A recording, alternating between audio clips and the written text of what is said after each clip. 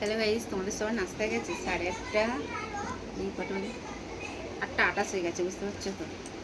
আর এই দেখো, কালকে দুটো আম ছিল, আমি একটা কেটে খেয়েছিলাম আর একটা ওদের জন্য রেখে দিয়ে, দু ভাই বোনকে বিকালতে বলে বলে খেলো না। আমটা দেখো বাইরে পড়েছিল, কেমন কালো হয়ে গেছে, বুঝতে পারছো। এখন এক চিট চাগলা নিলাম, চাগলার এক চিট নিলাম আর আটিটা নিলাম, বুঝতে পারছো। কাটা ফল রাখলে জানো তো কালো হয়ে যায়, বুঝতে। আমি এমনি পুজো টুজো দিতে কাটা ফল নিই না, সে করোনা যে থেকে হলো সেই থেকে আর আমি কাটা ফল টাটা ফল নিই না। নিয়ে এখন এই দেখো দই চিড়ে আর দুটো মুড়ি নিলাম, দুটো চিনি, তার সাথে একটু নুন দিয়ে খেতে বসেছি, বুঝতে পারছো তো। কে কী নাস্তা করছো অবশ্যই কমেন্ট করে বলবে। আমার এই সকালবেলাটা এই সময়টা আমার খুব খিদে পায়, বুঝতে পারছো তো। সন্ধ্যাবেলা আমার একদমই খিদে পায় না, কিন্তু এই সময়টা আমার ভীষণ খিদে পায়। কী জানো ওষুধগুলো খাই বলে, ব্যায়াম ফ্যাম করি বলে নাকি সকালে একটু বলে। তা সেবারে মেয়ের রিপোর্ট আনতে গিয়ে আমি নিয়েছিলাম ডোমজুর থেকে, বাস স্ট্যান্ড থেকে। আর বললো যে মালদার হিমসাগর। প্রথম দিনের আম দুটো কাটলাম, খুব সুন্দর, খুব মিষ্টি, ভীষণ ভালো লাগলো আমার।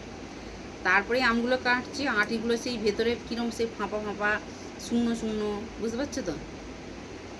আমার মেয়ে বলছে আমটা মিষ্টি হয়েছে বলে, আমার মা বলছে। আর আমটা খারাপ হলেই আমার মা বলতো মুখ পোড়া এমন আম দিয়েছে, বুঝতে পারছো। তা বলবো না বলো, এই হচ্ছে ব্যাপার। কে কে নাস্তা করবে তো আমার সাথে চলে এসো, বুঝতে পারছো। কে কে নাস্তা করবে চলে এসো। সকালবেলা বেশ ভালোই লাগে দই চিড়েটা, বেশ দই চিড়ে আমটা খেতে বেশ ভালোই লাগে, বুঝতে পারছো। আর আম আছে কদিন আছে। কালকে পাশবাড়ি এক পিসিমা হয়, পিসাশুড়ি হয়, একটা ক্যাঁটাল দিয়ে গেল। বলছে বৌমা 40 টাকা সবাই নিচ্ছে। আমি প্রথম বললাম 30 আর 40 টাকা। আমি ঠিক আছে যাও, তোমাকে 40 টাকায় দেবো, কোন যাও। আমি যে কাঁঠালের কোয়া যেন খাজা হয়, মিষ্টি হয়। কেন আমাদের ক্যাঁঠাল কেউ খায় না, আমার ছেলে মেয়ে অত ভালোবাসে না। মেয়ে তো একদমই মুখে দেয় না, ছেলে তবু দু একটা মুখে দেবে। আর বলবো আমার মা গাও লাগছে, বুঝতে পারছো, আমি খাবো। তা ওই জন্য বললাম যে কাঁঠালের কোয়া যেন খাজা খাজা হয়। খাজা কোয়া না যদি হয়, না যদি মিষ্টি, আমি কিন্তু কেটে কিন্তু ভেঙে কিন্তু আমি ফেরত দিয়ে আসবো। পিছনটাকে বলেছি, বুঝতে পারছো, এই হচ্ছে ব্যাপার।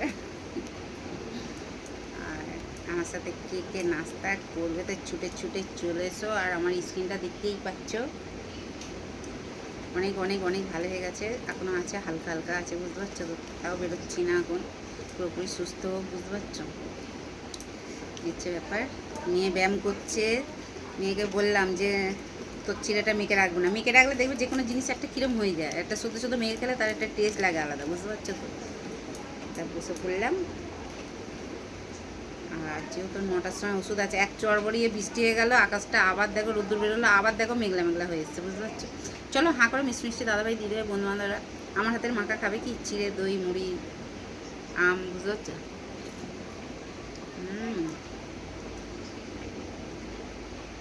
হুম।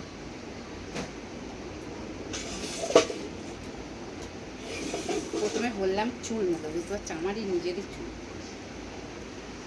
চুল যে খাবারটার পরে আমি মুখ থেকে বের করে ফেলে দিই, বুঝতে পারছো। আমাদের লোকটা বলে চুল পড়লে আমরা বাদ দিয়ে খেয়ে নিই, ওর চুল পড়লে সেখান থেকে খাবারটাই ফেলে দেবো। সত্যিই ফেলে দিই, আমার ভালো লাগে না, বুঝতে পারছো। আর আমার ছেলেকে যখন খেয়ে, তোমার ছেলের পাতে লাস্টে হলে প্রথমে হলে একটা চুল পড়বেই ওর পাতে, এরকম ব্যাপার, বুঝতে পারছো। হুম। তো চলো খেয়ে নিই তাহলে। আকাশটা আবার মেঘ মেঘ করে এসছে, রোদ্দুর আছে, জামা কাপড় আছে যেহেতু, বুঝতে পারছো তো। টাটা সবাইকে। চিড়ে দই মুড়ি আমের ভালোবাসা। Tata bye.